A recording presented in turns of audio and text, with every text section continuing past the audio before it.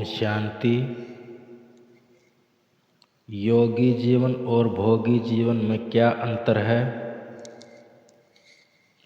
हर मनुष्य का जीवन जीने के एक तरीका होता है।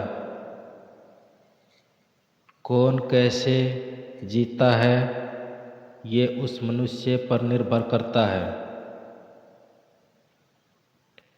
दो प्रकार के जीवन कहे जाते हैं, योगी जीवन और भोगी जीवन।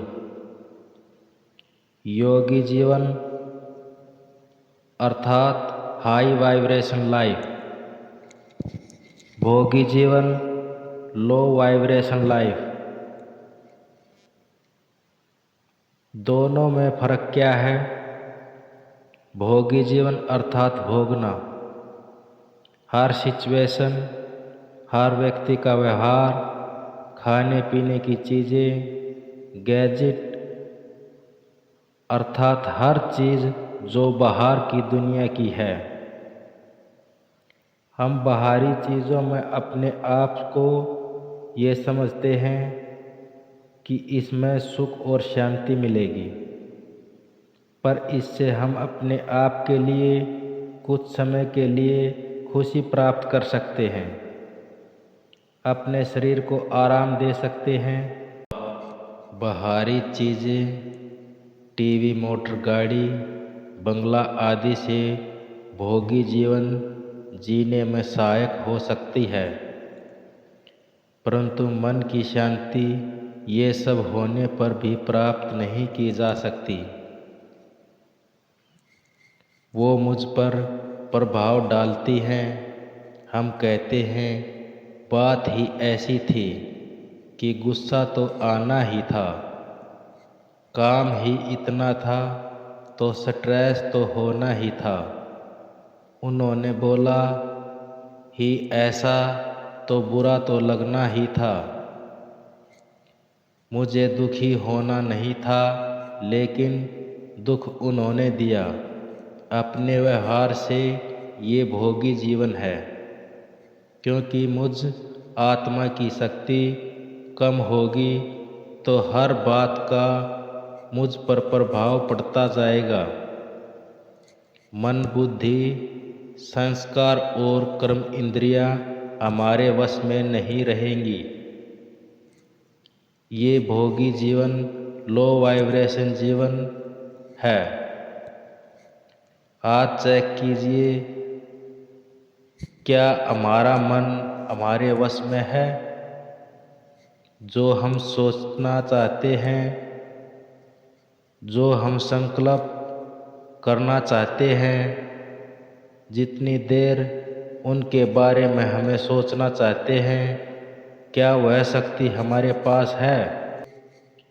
आज अभी अगर हम अपने मन से कहें इस बात के बारे में अभी और कुछ नहीं सोचना है, ये बात पूरी हो चुकी है, क्या हमारे पास अपनी सोच बदलकर दूसरी दिशा में ले जाने की शक्ति है?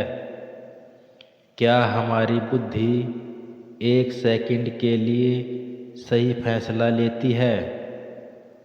और हमारे संस्कार, हमारे प्योर ओरिजिनल संस्कार, पवित्रता, खुशी, शांति, प्यार, आनंद, शक्ति, ज्ञान, ये आत्मा के ओरिजिनल संस्कार हैं। 7 मूल संस्कार। इसके लिए हम आज तक कहते हैं सतोगुणी आत्मा। सतोगुणी आत्मा ये हमारे संस्कार और स्वभाव है। क्या ये हमारे कर्म में स्वाभाविक रूप से दिखाई देते हैं? क्या मुझ आत्मा हर कर्म इन संस्कार के आधार पर चला रहे हैं? अगर मन हमारे कहे अनुसार चलता है, अगर बुद्धि एक सेकंड के लिए सही फैसला लेती है, अगर ये 7 ओरिजिनल संस्कार हमारे हर कर्म में निकल कर आते हैं तो वो है योगी जीवन। योगी जीवन हाई वाइब्रेशन लाइफ। और जब यह होगा आंखें वही करेंगी जो मैं आत्मा चाहूँ, वही देखेंगी जो मुझ आत्मा को सगुन देता है। हर बात को देखने का एक नज़रिया अलग होगा। लोगों को देखेंगी तो विशेषता ही देखेंगी। क्या आंखें मेरे वश में हैं? कानों से क्या सुनते हैं? किसी की अच्छी बातें सुनते हैं या निंदा सुनते हैं? क्या ये कान मेरे वश में हैं? मुख से कैसे शब्द निकलते हैं? सबको सुख देने वाले हैं, सबको सम्मान देने वाले हैं या फिर किसी को दुख देने वाले हैं या किसी का अपमान करने वाले हैं? क्या ये मुख मेरे वश में है? कभी कभी जाने अनजाने ऐसे शब्द मुख से निकल जाते हैं जिससे कभी कभी झगड़े आदि भी हो जाते हैं। भाषा, ये भाषा की गुलामी है। जो कर्म इंद्रियों की गुलाम है वही भोगी जीवन है।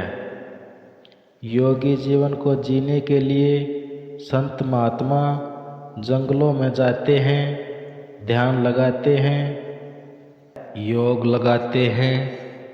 परम शांति को प्राप्त करने के लिए योग में खोए रहते हैं। बाबा कहते हैं योग लगाने के लिए हमें जंगलों में जाने की ज़रूरत नहीं। हम गृहस्थ जीवन में रहकर भी योग लगा सकते हैं। जीवन में भी रहकर योग लगा सकते हैं। हम पूरे दिन योग लगाने की आवश्यकता नहीं है। हमने अपने गृहस्थ जीवन चलाने के लिए कर्म भी करना है और बाबा के द्वारा बताई बातों के अनुसार योग भी करना है। अगर हम ज़्यादा समय योग कर सकते हैं तो कम से कम 5 मिनट, 10 मिनट, 15 मिनट जैसा कर सके वैसा करना चाहिए। वैसे तो योग का समय मनुष्य की आयु के अनुसार करना चाहिए। जैसे आप 25 वर्ष के हैं तो कम से कम 25 मिनट तक योग करना चाहिए, जिससे मन में, आत्मा में, शरीर में, परिवार में, घर में अच्छा वातावरण बनेगा, जिससे आपके जीवन में उत्तम स्वास्थ्य और खुशियों का संचार होगा। ओम शांति।